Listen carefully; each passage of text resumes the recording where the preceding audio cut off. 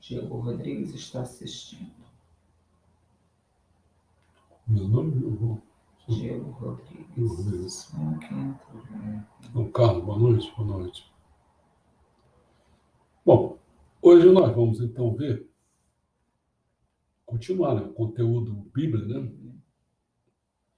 O tema é Gênesis. Então, vasculhar sobre Gênesis, que são... Deve ter aqui só para lembrar aqui para vocês.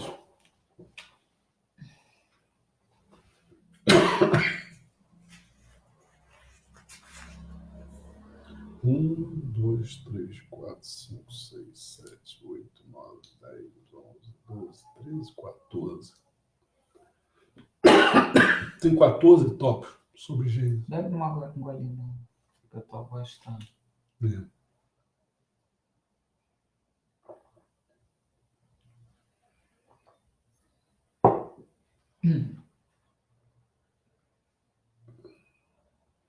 Bom, nós já fizemos uma introdução geral.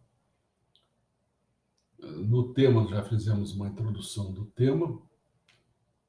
Numa vez, foi na anterior, nós fizemos a criação. E agora nós vamos fazer dois, que seriam o Jardim do Éden e a queda. Tá? Então, vocês estão lembrados mais ou menos como é que é a Bíblia, o Gênesis, né? Então, funciona dessa maneira, né? Então, vamos ver o Jardim do Éden, né?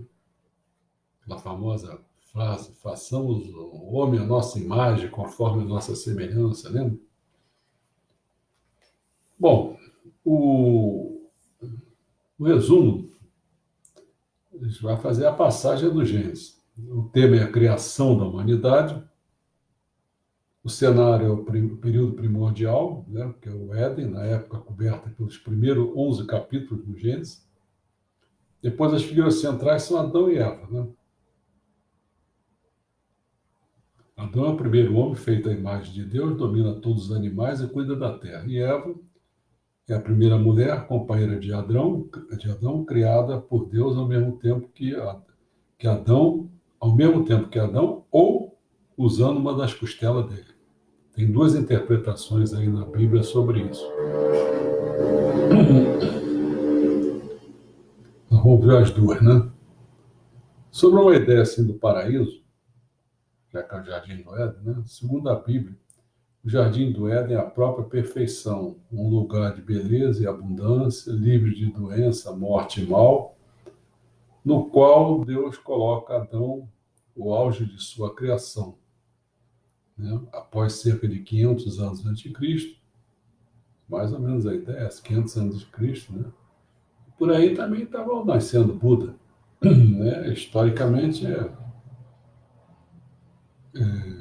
esse lugar maravilhoso se torna sinônimo do termo hebraico, que é Pardes, quer dizer pomar, derivando da palavra persa, que é Paridaia, que é a área murada. O conceito de paraíso é importante no cristianismo, no judaísmo e no islamismo. Ao morrer na cruz, Jesus diz ao ladrão pendurado a seu lado: eu lhe garanto, hoje você estará comigo no paraíso. O Talmud judaico, que é a versão escrita da lei oral, associa o paraíso com o Jardim do Éden. E no islamismo, o conceito de jardim descreve o destino dos justos após a morte. Bom, no capítulo 2 do Gênesis, Deus cria o Jardim do Éden, um paraíso terrestre. Não sabemos seu local exato, mas os estudiosos propuseram várias ideias, como a Mesopotâmia, que é o atual Iraque, né? O rio Tigres e Eufrates, né? A Síria, a Turquia, o Irã e a Armênia também.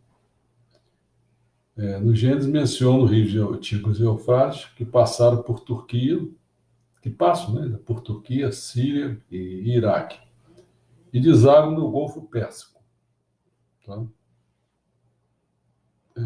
Deus cria o jardim, fazendo riachos surgirem da terra, enchendo o solo com plantas agradáveis aos olhos e boas para alimento. Há duas árvores no centro do jardim, isso é que é importante guardar, né? Um é a árvore da vida, e a outra é a árvore do conhecimento do bem e do mal. Guardar as duas? Vamos lá. Então, nós vamos analisar aí alguns pontos, né? Uns 6 pontos, mais ou menos. O homem é feito, depois centelha divina, depois inocência original, o homem e uma mulher, o nós divinos e origens humanas. Vamos fazer o homem é feito. O Gênesis apresenta a criação da humanidade em 2 trechos. O primeiro, supostamente escrito no século VI a.C., pelo autor sacerdotal, é um judeu referido como P, vamos chamar de P. É breve. Isso é muito breve, essa citação dele, né? Desse P. Ele leva a presumir que ambos os sexos são formados ao mesmo tempo. No 6º dia da criação, criou Deus o homem à sua imagem. Homem e mulher os criou. Agora, o segundo trecho, não, aí é atribuído à mais antiga fonte do Pentateuco, aqueles 5 livros, primeiros 5 livros da Bíblia, né? Conhecida como Javista ou J. Dá mais detalhes e descreve Deus em termos humanos. Nesse relato, Deus forma o homem a partir de pó e sopra em suas narinas o fôlego da vida. Depois cria Eva, quando vê que não é bom para Adão ficar só, fazendo-o cair num sono profundo, Deus tira uma costela de Adão e cria com ela uma mulher. Vendo que esse novo ser se parece muito com ele, Adão compõe um poema. Esta, sim, é osso dos meus ossos, é carne da minha carne. Ela será chamada mulher porque do homem foi tirada. Ela não é referida como Eva, até o Gênesis. Depois de comer o fruto da árvore do conhecimento do bem e do mal, né? As referências bíblicas à imagem de Deus, a qual a humanidade é feita, são contraditórias. Algumas passagens, né, atribuem traços humanos, como braços, olhos, mãos e uma barba a Deus, e se refere a ele andando no jardim. Outras o representam como tipo de anjo, protegendo os humanos sob suas asas. Mais significativos são os atributos espirituais partilhados por Deus e a humanidade, que incluem o intelecto, a racionalidade, a moralidade, o livre-arbítrio, a criatividade e a compaixão. Bom, um outro ponto seria a centelha divina. Inerente à dádiva da vida a Adão, por meio de sopro divino, é a ideia de que os humanos, diversamente, né, dos animais, são abençoados com a essência da divindade. Sua racionalidade, sua moralidade são motivo pelo qual não haveria companhia adequada para Adão entre os animais. E porque Deus deu a Adão e Eva a responsabilidade de tomar conta da terra e dominar os animais. Na filosofia judaico-cristã, essas passagens são citadas para justificar que os humanos usem animais para servir às suas necessidades. No entanto, apesar da centelha divina de serem criados à imagem de Deus, Adão e Eva são falhos. Eu não estou citando a fonte, mas isso aqui é de Mateus, tá? Bom, São Mateus, né? Deus está em toda parte. Nem sei se é São Mateus, São Lucas, São Mateus, São Mateus. Deus está em toda parte e é superior a tudo no universo. Isso aqui já é um Salmos. Tá? Enquanto Adão e Eva são limitados, no século XIII, o teólogo Tomás de Aquino definiu Deus como perfeito, nada falta a ele. Imutável, infinito, diversamente dos humanos, que descreveu como limitados espiritual, intelectual e emocionalmente. Um outro ponto é a inocência original. Embora suas falhas se revelem em eventos subsequentes, Adão e Eva são criados sem pecados e em completa inocência. Diz que estão nus e sem vergonha. Como estão sozinhos com Deus, alguns leitores pensam que seus dias se concentram em adorá-lo e comungar com ele. Sua relação com Deus é diversa de todas as outras criaturas. Além de dominar os animais, tomar conta do jardim, né, os dois são instruídos a reproduzir-se. Sejam férteis e multipliquem-se. Até ali, ao menos, Adão e Eva se satisfazem com sua vida abundante e observam a única proibição de Deus. Embora sejam livres para comer o fruto da árvore da vida, hein? Que lhes concede o quê? Comendo-se da árvore da vida, lhes concede imortalidade. Está claro? Agora, comer o fruto da misteriosa árvore do conhecimento do bem e do mal implicará a morte certa. Então, você tem uma árvore da vida e uma árvore do conhecimento do bem e do mal. Uma te leva à imortalidade e outra te leva à morte. Tá? É um tópico chamado Um Homem e uma Mulher. Adão e Eva são o primeiro casal. E sua união tem sido tradicionalmente o parâmetro para a perfeita intenção de Deus para o casamento. Um homem e uma mulher unidos em matrimônio por toda a vida. Muito importante a afirmação no Gênesis de que ambos os sexos são feitos à imagem de Deus, com frequência usada para sustentar a ideia de que ele criou todos os humanos iguais, a despeito de gênero, raça ou qualquer outra característica. No entanto, a Bíblia é às vezes citada em apoio à ideia de que as mulheres são inferiores aos homens. Se refere à criação de Eva como ajudante de Adão, né? E, portanto, potencialmente subordinada a ele. Porém, alguns estudiosos sugerem que deveria ser traduzido como companheira, implicando igualdade maior. Um outro ponto é sobre o nós divino.